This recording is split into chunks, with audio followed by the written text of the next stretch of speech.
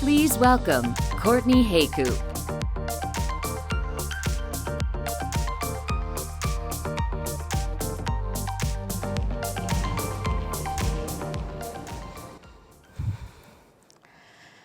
I'm going to take you back 15 years to a much younger, much slimmer Cortney WForum. It's August. I'm sitting on the couch watching reruns of NYPD Blue, and in my arms is my newborn son, my firstborn child. That is when it happened. Panic set in. My baby got the hiccups. I panicked. I reached for my Dr. Spock book, thumbed to the index, looking for hiccups, nothing. Picked up the phone, dialed my mom. Mom, hurry, Ronan has the hiccups, what do I do?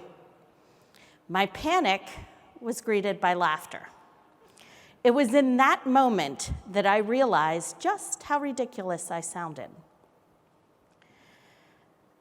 I'm telling you this odd and slightly embarrassing story to illustrate the fact that I had resources. I had people to call, I had books to turn to. I had people who had my back. I did not have that when I became a mother for the second time. My daughter Lily was born in my heart at the age of 2. She came home to us as a seemingly healthy, yet very feisty toddler. I had books that prepared me for her adoption.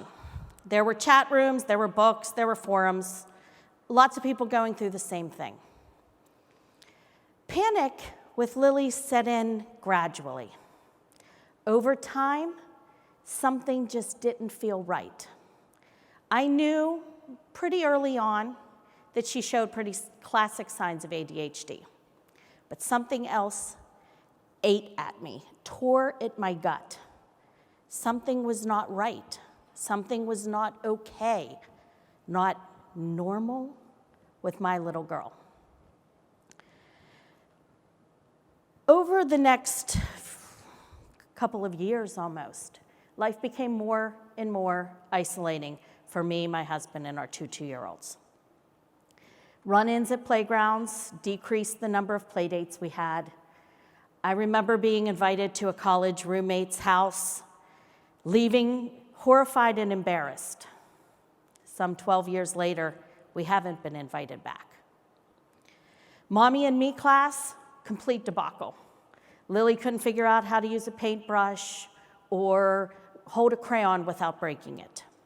And my son's favorite nature buddy class always ended with me apologizing for yet another tantrum. I did not know who to turn to. Family and friends tried to be reassuring.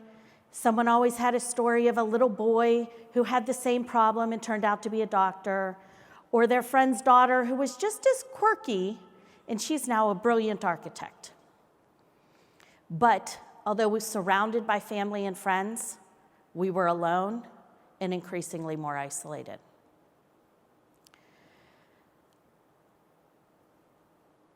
There are many, many people in our community today that are falling into this same slot. How can we fill this resource void for them? There were books on adoption, there was books on pregnancy and raising my first child, nothing on how to raise a child with special needs. In America today, 13% of all Americans are disabled. That's up just from 12% a few years ago. But where the surprising numbers come is in the whopping increase of children with developmental delays. Now, some of that is due to changes in our diagnosis characteristics. But when my daughter was diagnosed not too long ago, 1 in 110 kids had the diagnosis of autism. Today, that's 1 in 59. It's a big increase.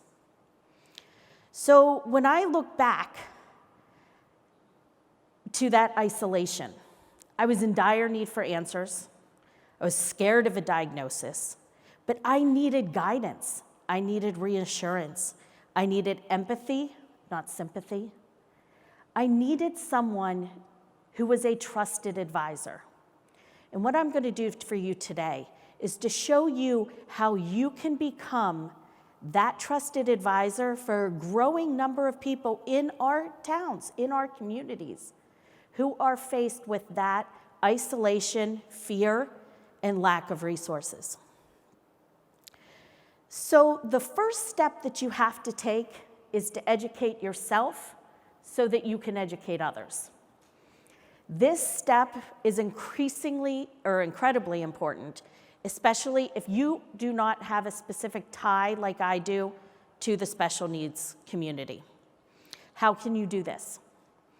Network. We know how important from Alice our network can be.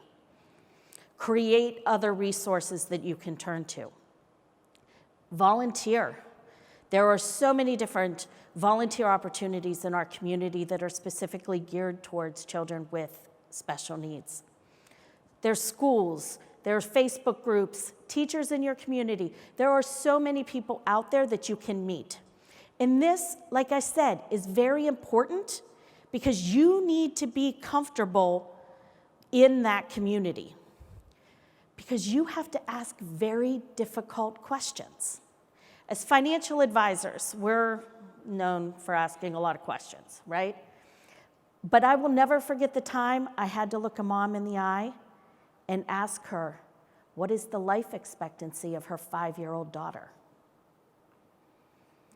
There will be very difficult questions.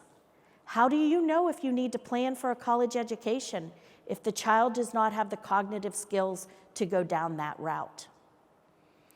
Being comfortable in that community is important for you to be able to do your job as a financial planner. The second part of educating yourself is much more technical. Setting up a special needs trust and also knowing government programs. They work hand in hand. They are the yin and the yang of the financial plan for that family. Setting up the trust can be difficult.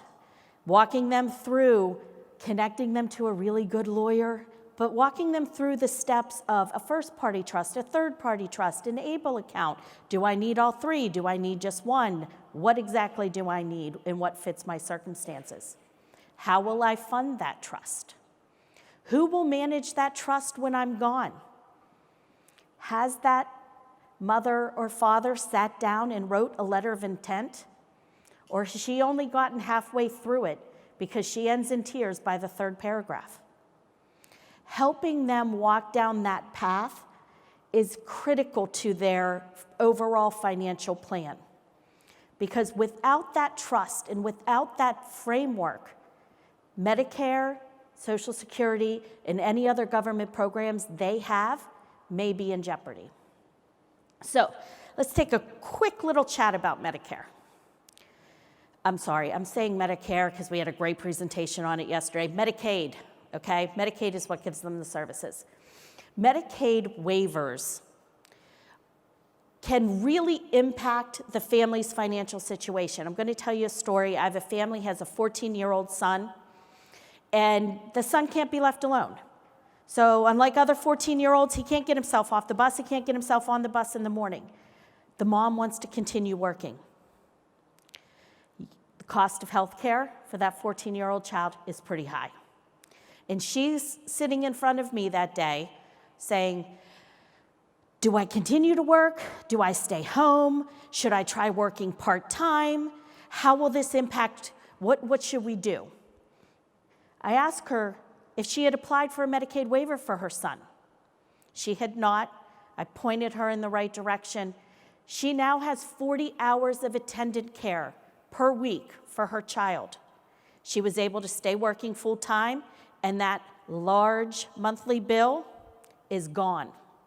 Her income trajectory, as well as her ability to save, has changed drastically.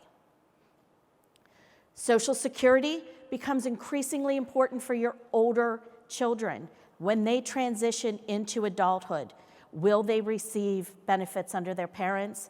Will they qualify for Social Security disability income? And how will that work with the trust and your overall plans?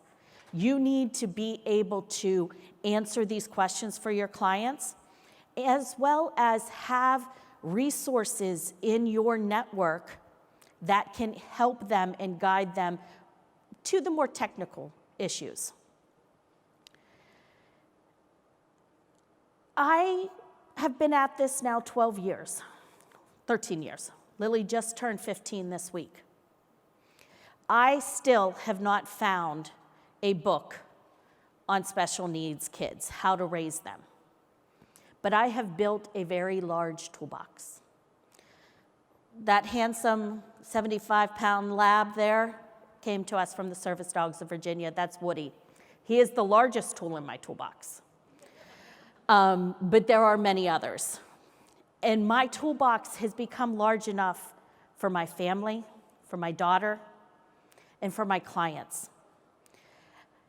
I've given you a tool today, a tool that you can use to make a wave. You can make a wave in your community and hopefully in your practice by reaching out to this community and helping them plan in a very unique situation. Thank you.